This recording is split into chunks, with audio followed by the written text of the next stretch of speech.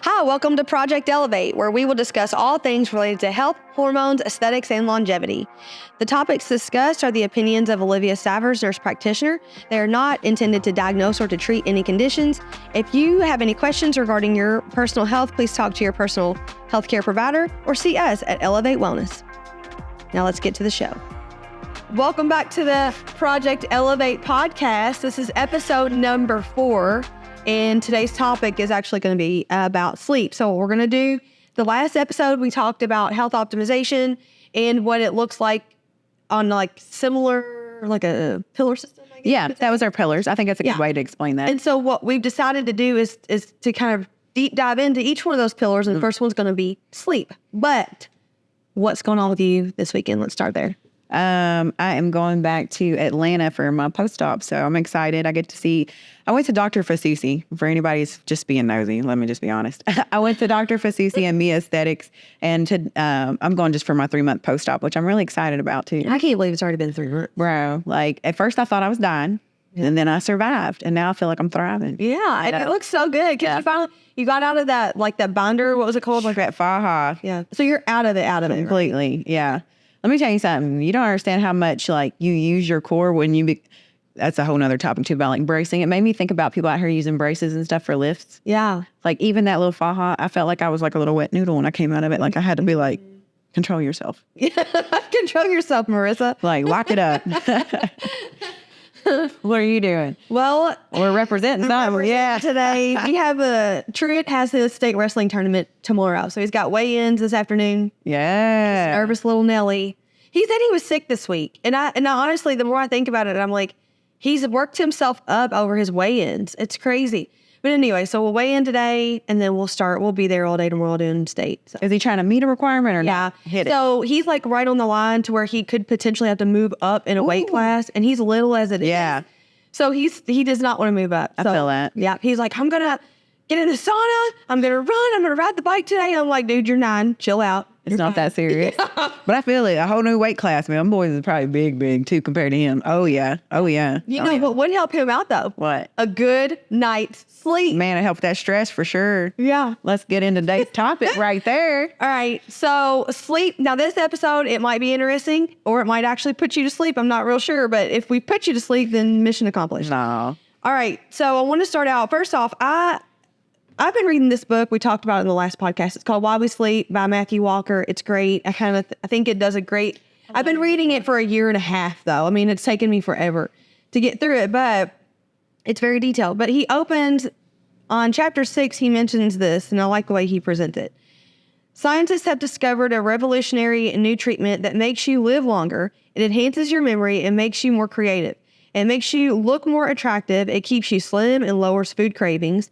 It protects you from cancer and dementia. It wards off cold and the flu.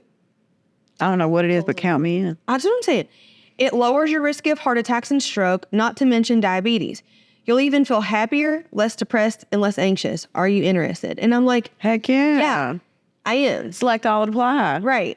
So it really, the reason why we want to talk about sleep is because I think it's a part of health that we underestimate. And it seems like, because it's something that we typically we're supposed to do every night. And I feel like everybody struggles with it to some degree. Yeah. To some degree. But wouldn't you agree that we live in this society today where it's like, oh, we're just going to grind it out. And you get like this badge of honor. Sleep when you did. Sleep when you did. Yeah. Yeah. And it's the dumbest, sorry if you say that, it's the dumbest phrase, like I'll sleep when I'm dead. Well, the chances of you dying sooner because of lack of sleep are good. So you'll probably get there quicker you know it. Yeah, for real. Yeah. For real. So I think we should start. Let's first dive into, there are 2 factors that determine wakefulness and sleep. And the first thing we've all heard about is this circadian rhythm. Yes.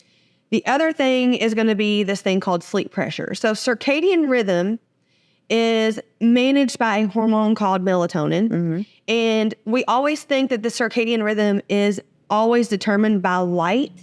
Okay. And actually, there was a study that was done, and if you read this book, they'll talk about it, in Mammoth Cave, where they actually debunked that a little bit. So everybody has their own intrinsic circadian rhythm. Yes. Some people, on average, people need more sleep than they need wakefulness, or I'm sorry, They need 7 to 9 hours of sleep. But there are certain people, very few people, that can thrive on like 4 to 6 hours of sleep. And it literally, your body will demand that whether you're exposing yourself to light or not. And so when they did this study, there was 2 men that went into Mammoth Cave. They turned off all the lights. They stayed there for, I forget how long it was. I want to say it was like 60 days. That's a long time. It is. They packed their food down there. They slept. And even being in complete darkness, their bodies still required a certain amount of sleep. I just thought that was interesting. I'm like, yeah. I mean, it makes perfect sense too. Like it really does. You have to have sleep in order to function. And that's something we're going to get a little bit into more today too. But oddly enough, he was talking about like how people have their natural circadian rhythm and stuff. Like being a night shift nurse prior, I was a night shift nurse, and my whole life has changed since I have come off nights. And I don't get me wrong, I loved what I did and I loved who I worked with. But I mean, my blood pressure was higher. I was more irritable, things like that. And then I actually looked it up and it said, if you spend more than 5 years of your life on night shift or a shift that does interrupt that natural circadian rhythm, you're at higher risk for cardiovascular disease, dementia, brain issues, Alzheimer's, any aspect, especially women nursing, like that study alone is still be going on, but they're talking about cardiovascular disease and actually cancer. Yes. Cancer. Yes. So although, well, that's a whole other podcast. We always do this. But yeah, so the other thing is sleep pressure. And now we don't mention this very often, and I don't know that a lot of people know what it is. So when we wake up, from the time that we're awake, there's a chemical in our brain. It's called adenosine, and it will start to increase for every hour that you're awake. This adenosine level will go up and up and up and up.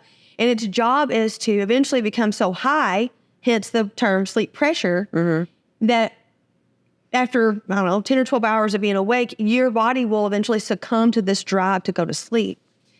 But there are ways that we can actually suppress this adenosine, and one of those things is caffeine. I love coffee. She does not love coffee, but we love other things. I have a caffeine addiction. Don't talk to me about Dr. Pepper. So we do these things. So around like 2 or 3 o'clock in the afternoon, usually is when people will notice this, like an energy crash or whatever. Well, it's probably because the adenosine's going up. So what do? Instead of allowing that natural process to occur, we'll drink some caffeine. Caffeine is a drug, and it's not illegal, obviously. But it is a drug, and its half-life is 5 to 6 hours. A half-life is how long it takes for any drug to leave our body, 50%. So in 5 to 6 hours, let's say you take in 300 milligrams of caffeine. That's about common, 200 in an energy drink. Yeah. So in 5 to 6 hours, you've only eliminated 150 milligrams of that. So you still have 150 milligrams on board. And then you wonder why you're laying in bed with crackhead energy at 1 a.m. asking yourself why you can't go to sleep. Right. Yes. Exactly. And some people will argue that, hey, I can drink a cup of coffee and go to sleep. All right, you might go to sleep, but then are you actually getting into that deep sleep that we're going to talk about? Like, are you going to actually cycle through your non-REM and your REM sleep like you should? Yeah. So, and there's other things too. It's not just caffeine, alcohol consumption, tobacco use, like eating too close before bedtime when you're increasing that demand from your digestive system right before you go lay down. That is, you're just doing yourself a dishonest. I'm not even going to lie. Or how about waking up in the middle of the night and going to eat something and then going right back to bed? Oh my gosh. Throw the whole person away. But it's like you're giving yourself that food. On our next podcast, we'll talk about this, is energy. They're taking in calories. Your body wants to use that for something. So if you're trying to go back to sleep, you're like, wait a minute, you just filled up my tank. Now I have a job to do. Like I cannot relax. I cannot restore myself because now you've given me a task, which we'll talk about that too. I think that's where you're kind of heading with this, is like the REM cycles and things like that. Okay. So the stages of sleep. So ideally, you're supposed to cycle through, there's really 4 stages of sleep. So there's like getting to sleep. Then there's light non-REM sleep, there's deep non-REM sleep, and then there's REM sleep. And every 90 minutes, if you are a healthy sleep cycler, you cycle through these. And so if you're sleeping your, 7 to 9 hours. You should go through 4 to 5. Yes. Yeah. So, pardon the interruption. We just wanted to hop on here and talk about Elevate Wellness's February specials. We have a $100 off lip filler treatment. We have a Bring Your Valentine special where you can bring your significant other to Elevate Wellness, and we will see their new consult for free, and a discounted vaginal elevation protocol, which is used to lighten, tighten, and brighten the vaginal area. If you're interested, give us a call at 502-215-6300. Now let's get back to the show. In your non-REM sleep, this is when your tissues will repair your growth of your, I'm sorry, I'm jacking this up. It's all right. Read my notes. It's okay. But your tissue is going to repair. You're going to have cell regeneration and immune system strengthens. In your REM sleep, which stands for rapid eye movement, that's when your brain activity kind of increases. So these things kind of go back and forth, like I said, to kind of allow things to your body to relax, clean itself, and then come back in and Repair. Exactly. Yeah. So, and that's kind of what I was looking at too. They were talking about, it was more specifically the delta wave that occurs. And the delta wave is actually one of the slowest moving waves that you have in your brain. And it's more common amongst infants and young children. Of course, they're going to sleep more. They're going through growth spurts. Yes. So that is why it's so beneficial. You get to that deep sleep where you're able to achieve those delta waves, because that's what you're talking about is occurring, that cell rejuvenation, cell turnover, healing properties, and things like that. And I think people just think, well, if you're constantly being interrupted throughout the night, getting up, going to the bathroom, well, I can't stay asleep because you've drank coffee, you drank alcohol, and all these things, you're never going to achieve optimization of your sleep because you're never going to hit that stage. Those delta waves will never form. Yeah. And then you wonder, since we talked about kids, let's bring this up. So there's different types of sleep. There's monophasic, there's biphasic, there's polyphasic sleeps. And so as we go through life, we kind of go through different types of sleep. Yeah. So when you're a baby, you're usually doing this polyphasic sleep. So you sleep frequently throughout the day. You sleep, it's broken up at night, but you're getting into this deep sleep as a baby. When you're a toddler, you start to sleep all night, but then you've got this nap in the afternoon typically. It was really sad to see those go. I still have those sometimes. Don't let me lie. Right. That's called a biphasic sleep, that type of sleep. And then now that we're adults, typically, I mean, I guess we need naps and stuff, and naps are good. But if you don't, then we're more of a monophasic type. Yes. So, yeah. Anyway. Where was I going with that? I'm trying to think of where we were. Oh, as far as kids and waking them up. So it's common that we want to let kids look at screens before they go to bed. Oh, their TVs are on. Yep. Or we're waking them up at the butt crack of dawn to go to school. Like, their sleep cycles are so messed up, and then we wonder why they're struggling with things like ADHD. Communication, even basic things. If you're in turmoil and you're not having that sleep, you can't even communicate because your brain's not processing appropriately. Can you use an example? Sure. Do you remember? Okay, so in October, before you went for your surgery. Yeah. Oh my gosh. Her back went out. Phew, Lord. Oh my gosh. It was complicated because her back not only went out, but she also had kidney stones at the same time. All them Diet Dr. Peppers. So when I say pain level, rate your pain. Oh my gosh. I literally, I ain't gonna lie, I was crying. Point where it was interfering with your sleep. Oh, I called her and I was like, I'm not gonna make it. Like, I'm not. I said I hadn't slept in 3 days. It was like I would take a muscle relaxer to try to calm my back down. Then I would just be so tired and exhausted from the muscle relaxer that I was in an emotional crisis. Yeah. And it sounded like it. When you called me, I remember I'm like, this does not sound like Marissa. And I told you, I said, you got to go to the hospital. Yeah, I said, you kind of sound like, you've got to get sleep, get some pain relief, and go to bed, because the emotional lability, and that's what happens with even ourselves as adults, but especially kids. If you've ever met a kid that's not had their nap or they didn't get a good night's sleep, if you haven't, I'll keep my kids up all night and I'll send them to your house. Have fun. Yeah. I mean, it's not fun. Oh no. But it messes with your emotions. Yes. So. Also, we talked about the different regions of our brain. So the cerebellum, and then your prefrontal cortex. So go into that just a little. Well, actually, I'll say something too. So let's talk about why those two are important. Like, I have a kind of list too of things that they would affect. So our prefrontal cortex is what controls pretty much tells you don't do that or make you reconsider, or it gives you in thought. It gives you decision-making abilities. And when we do not sleep, this interferes with this. So it's like fight or flight, all fall out, like no judgment-free zone right on the top of your hood when you use a kid strapped on with 2 belts. Don't ask me why I know, because I've been there, called ghost riding. That's when you do stupid stuff like that because you ain't been to sleep, which I hadn't. You made bad decisions because you didn't sleep.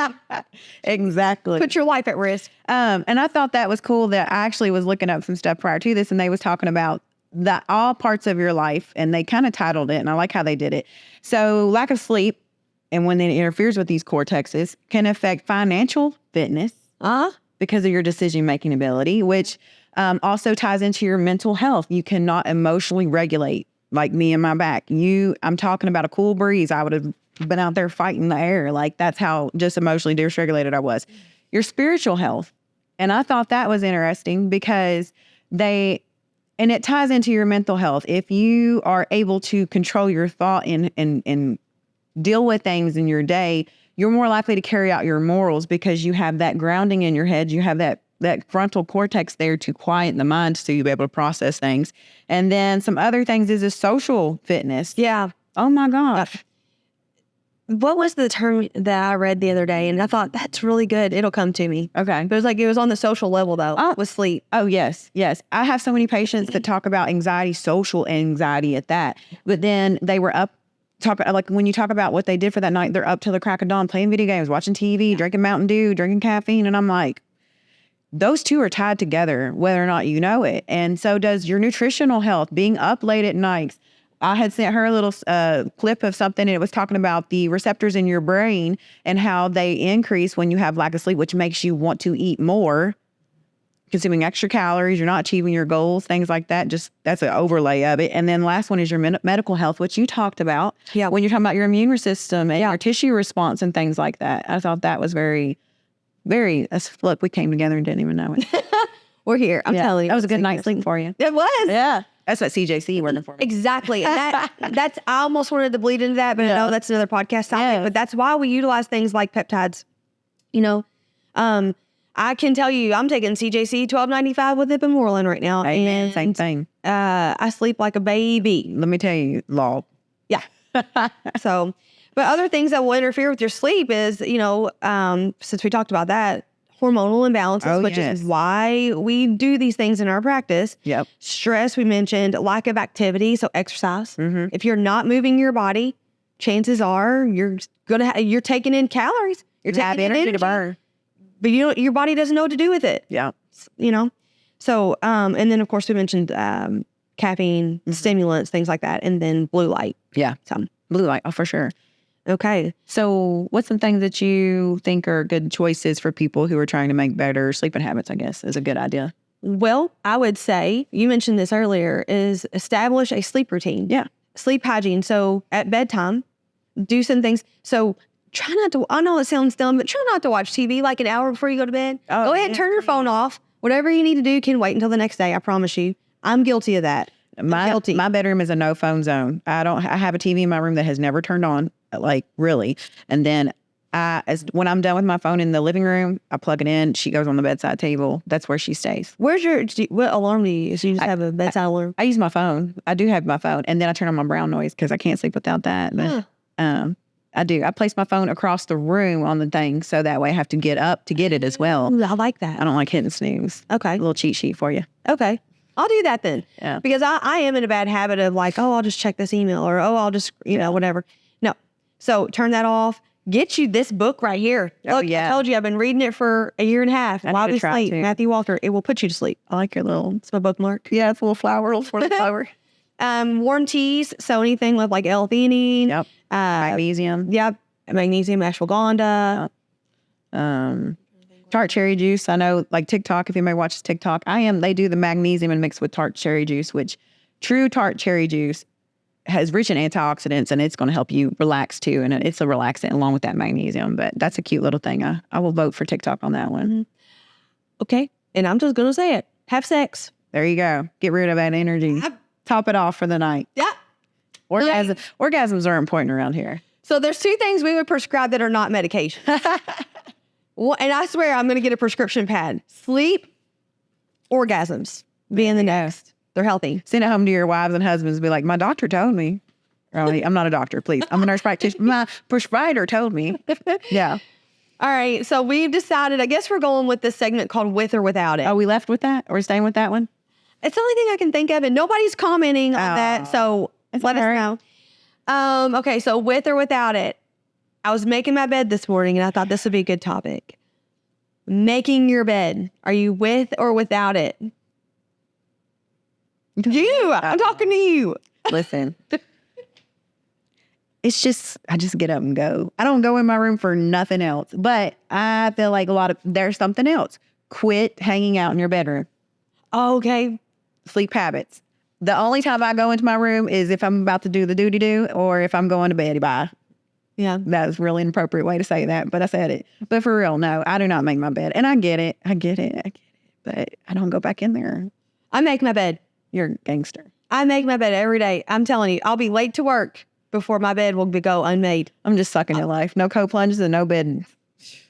It's just different personalities, but that's why we... Listen, I just flip them covers back and I'm a ray of sunshine. I don't need nothing else. No. Okay. So I heard somebody say this. They said the way you do anything is how you do everything. Yeah. And he was talking about making your bed. And I was like, it's not just the making the bed, but it was a discipline. Yeah. Yeah. A discipline that I was committed to. And I'm like, I'm going to do this every single day. Have you ever heard the shopping cart theory like that? No. Yeah. Same concept, different way. It's either you have people who put shopping carts back in or they leave them out. I put my shopping carts back. Me too. Yeah. Oh, another one. I get mad. And that's not about what you're doing. It's about the act of the reason why you're doing it. That defines who you are. I'm going to get an air horn. If I see somebody not putting their shopping cart up, I'm going to be like, It gives me a hard tag out there. Shoot me alone on that one.